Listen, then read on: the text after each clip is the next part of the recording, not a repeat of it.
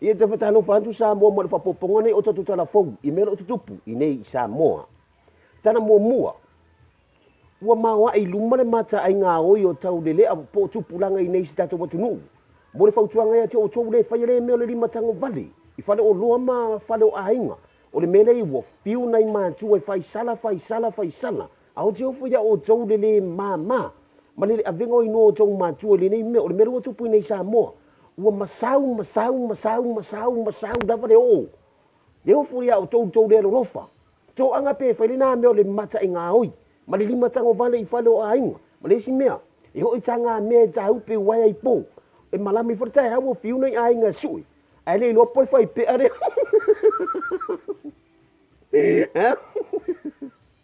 E le lopo ni tama whasana lau. O le mele.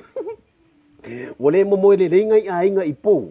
I li talu waile le melo lima ngā oi o tupulanga i nei Samoa. Ai lenga tu fo i leo atu nuk mamau. Tani tonu e lo whai pe o tau le melo lima tango vali.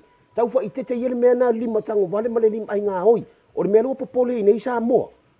E whai o le su e o mea ngā oi. Aua mo o whiwhewe le mea nā. O atu e ngā oi e o atu mo moe teito o luo nei tamalo. Ono. Uaru pasoro. Ke masalongo o na kua karo nguku.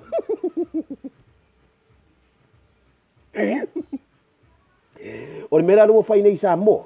I lo sa ilia peani tau le lea i nei Samoa. Le whai le melo le maka i ngā oi. Ma le lima tango vali. O te ovo whai ala tau le rau lolo whai ala tau mātua. Ma ho o no la tau mātua la whai wa i maawe.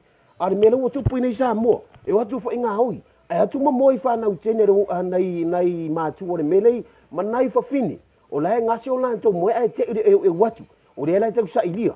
Po le whai pea ne whasara lau.